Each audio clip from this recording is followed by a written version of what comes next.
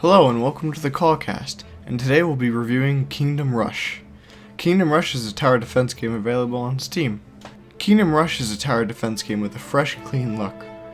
It allows you to build 4 different types of towers, which like most other tower defense games can be upgraded and split into different trees. These towers help you defend, well, your kingdom, I guess, against the various bad guys that you'll encounter. Marauders, skeletons, you name it, and they're trying to hurt you. I enjoyed this game, even though it's very simplistic. You know, your towers can only be put up in pre-designated locations. There's only 4 types of towers, but even within that, there's upgrade paths, and you have heroes that you can choose, and those are player-controlled units that can move around the battlefield, and they automatically use their different abilities and really bring interesting things to the battlefield. And it's just a nice game. It's very great for, you know, just relaxing and playing. Well, at least the early levels are. Towards the end of the game, it gets very, very challenging, and you have to be very precise and develop very interesting strategies to defeat that particular map. The game also offers a challenge mode, and this is represented by heroic and iron versions of maps that you've already completed. So you go through the first campaign playthrough, and if you 3-star a map, that unlocks heroic and iron mode.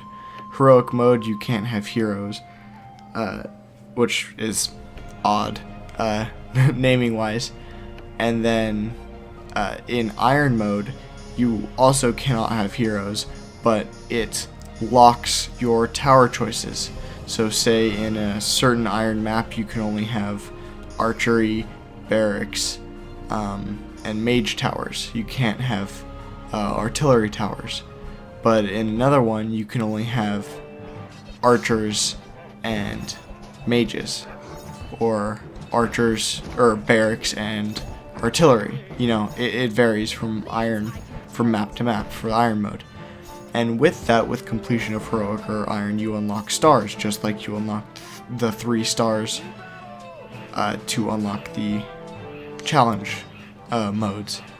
And these stars can be used to unlock campaign-long upgrades for towers and your 2 abilities, which are reinforcements, which summons 2 little villager guys, which if you rank them up with stars actually become these fearsome warriors with these big long swords and broad axes, and the meteor shower, which calls down meteors in this little tiny thing, and that has a very long cooldown.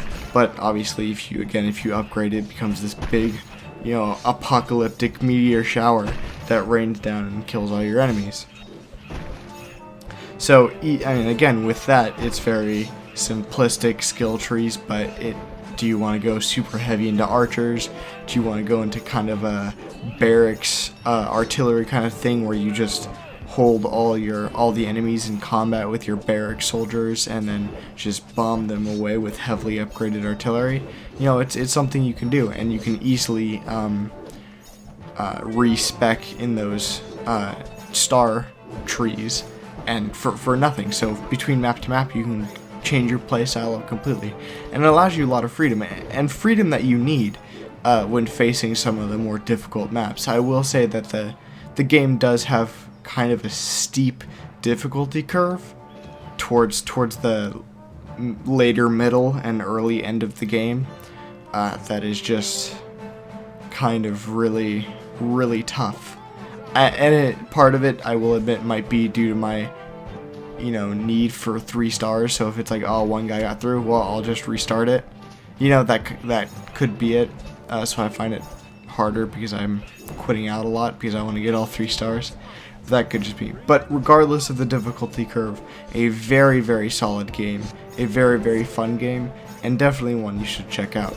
Ultimately, I give it a 5 out of 5. Other than the difficulty curve, I can't really point at anything in the game that made it unenjoyable. And even the difficulty curve, it's just, oh, now I have to hunker down and really go at this and think it through.